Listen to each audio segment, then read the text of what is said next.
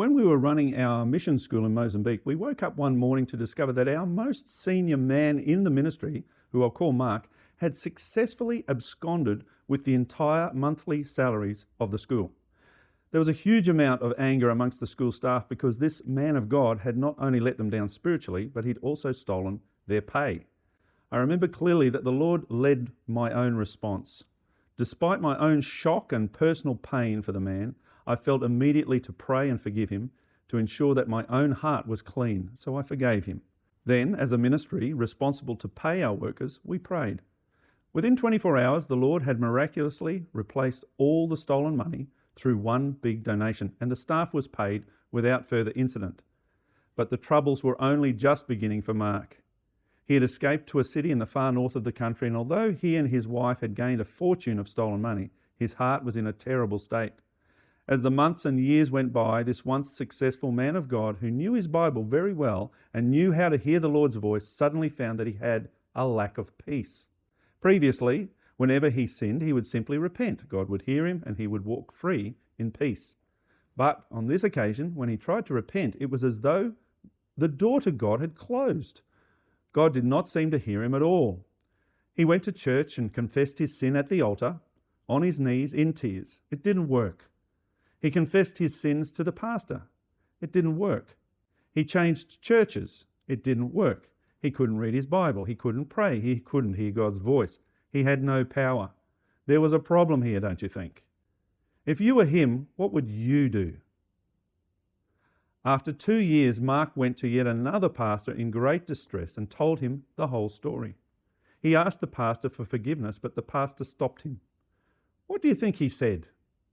He said, "Mark, why are you asking me for forgiveness, and why are you asking God for forgiveness when you need to be asking forgiveness of the person who you sinned against?"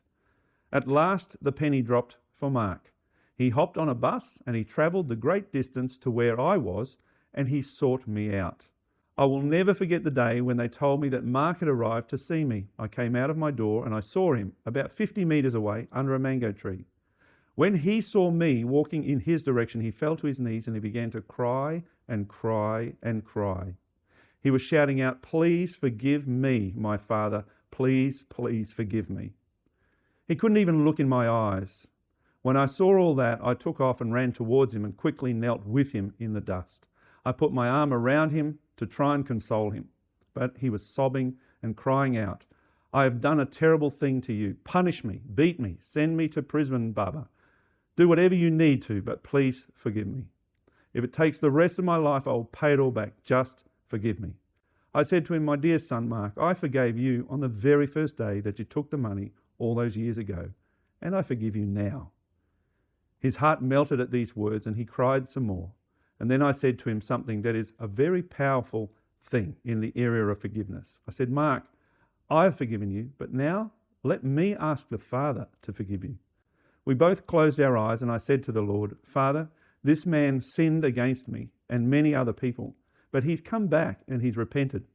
Lord, I want you to know that I have forgiven him completely. Father, I ask you to also forgive him, please." At that moment, the presence of God came upon us both so heavily, something that he had not felt for years. The forgiving presence of God is so real and felt. Peace came into Mark's life. To complete my part in his forgiveness, I waived his debt and told him that we would not prosecute.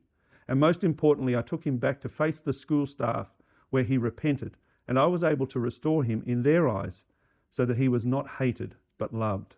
Are you ready to deepen your relationship with him and live a life firmly rooted in his love and teachings? Join the Milk Course today and build the deepest of deep foundations. Embark on a journey of faith, transformation, and eternal hope. Looking forward to seeing you in Milk.